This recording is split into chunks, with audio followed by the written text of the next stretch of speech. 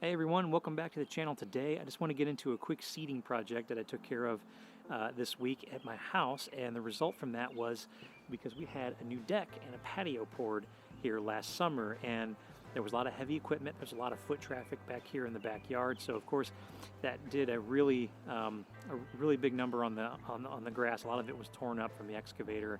About half of the backyard was ripped up. So we actually, once the project was done, when they were done building, we brought in some fresh topsoil and compost, spread it out, leveled everything out, and then put seed on top of it in the fall. And I was actually pretty pleased with the result, but as we got into spring, I noticed a lot of big bare spots back here, and so I wanted to try seeding, and I'm too impatient to wait till the fall, so I decided to do a seeding project in spring, which normally I would never recommend doing that. But I was talking to the folks over at TurfMend, and they told me that their products would be good to use in the spring, even in a climate like mine, where the St. Louis summers here are really brutal and hot and humid. So I wanted to put it to the test. So they were kind enough to send me some of their new product. Now this is a new blend that they have. Last year they had sand that was in the mix. They've replaced that with a compost mix. So there's compost, which is the little pellets, like little balls of dirt that are in there. There's also a lot of peat moss. And then there's also the Perennial Tall Fescue and Rye seed. I guess it's a Rhizomatous Tall Fescue and the RPR perennial seed. And so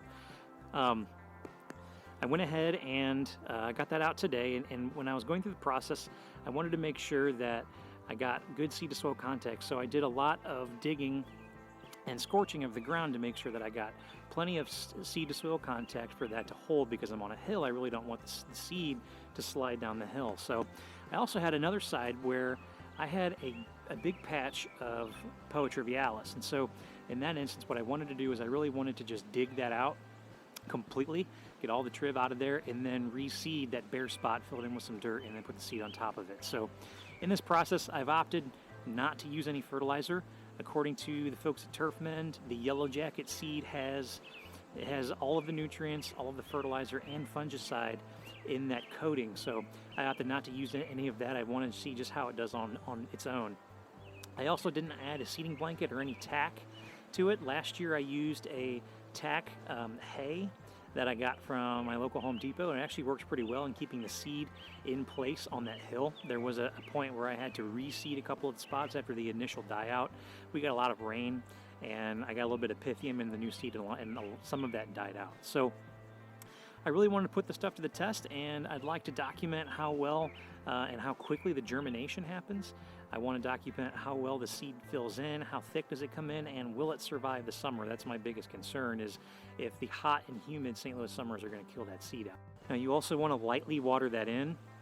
I didn't want to give it too much water. The ground is pretty moist here. We had some rain the past couple of days, so I didn't want to soak the seed. I didn't want to have to run down the hill at all. I also didn't want to overwater the seed because I don't want to run into any issues with overwatering. We'll see how quickly the seed germinates, and we'll just keep up with the process as the seed comes in, as it establishes, and then we'll see, how well does it fill in the spots throughout the summer, which is what I'm looking forward to the most. So with that, I appreciate you guys tuning in, and we'll see you in the next one.